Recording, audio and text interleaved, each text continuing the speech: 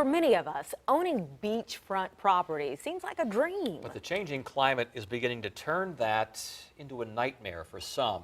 That's the case for one Nags Head property owner whose beach house ended up closer to the water than anyone expected. And it's been a decade-long battle to do something about it. 10 of your side's Lex Gray has more on his fight and what it means for other homeowners at the beach. You may have seen homes like this before. Once waterfront, they're now just in the water.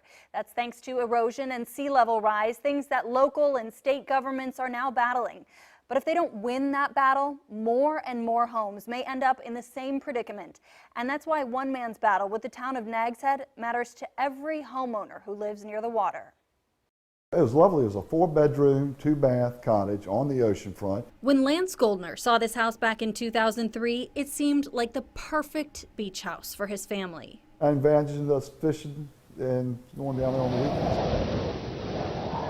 A month after he bought his Nags Head dream home, Hurricane Isabel slammed into the Outer Banks. Isabel took 10 feet of sand from under it, and it was on a cement slab, and the slab fell out, and it's never been the same. And we've been fighting it ever since. Fighting with the town, with insurance companies, and with Mother Nature. I'm not getting anything but aggravation from this. This has been a nightmare. This has been the worst thing you could ever imagine. So why not just knock it down? Goldner says flood insurance won't give him a payout, and he still owes more than $200,000 on the house. And now that Nags Head has replenished the beach, I want to be able to fix it back up and reuse it. the problem there is that the house's value has dropped low enough that laws may prevent Goldner from getting permits to do that.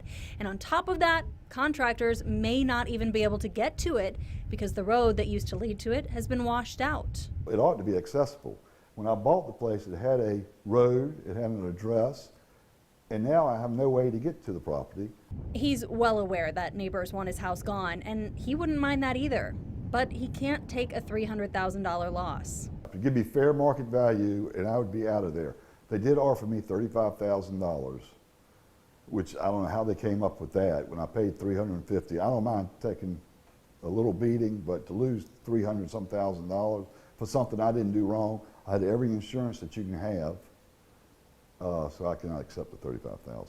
That's not unprecedented. In 2015, the town paid $1.5 million to buy and destroy 6 homes that once stood next to Goldner's.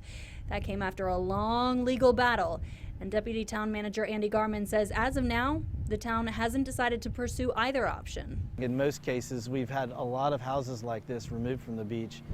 In some cases, we've had to buy the properties. In other cases, the property owners sort of gave up and they realized that the structures were so far damaged that they weren't worth repairing. This latest beach replenishment will only last so long before the ocean eats away at the shore again. We started actively pursuing nourishment as sort of a stopgap measure to help protect properties. And so we're essentially buying ourselves time. That means Goldner's predicament is a preview of what's to come for the rest of these oceanfront homes, unless the town can win its other battle, this one against the sea.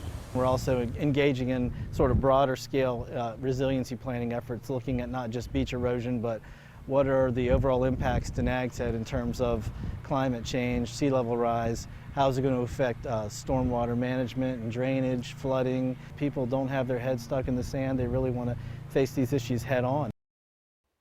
Now that the beach is replenished, Goldner says he plans to start applying for permits again. But he also told us if the town offered to pay whatever's left on his mortgage, he'd take it and walk away. The deputy town manager says he can't discuss purchase agreements, but we'll let you know when we find out. I'm Lex Gray, 10 on your side.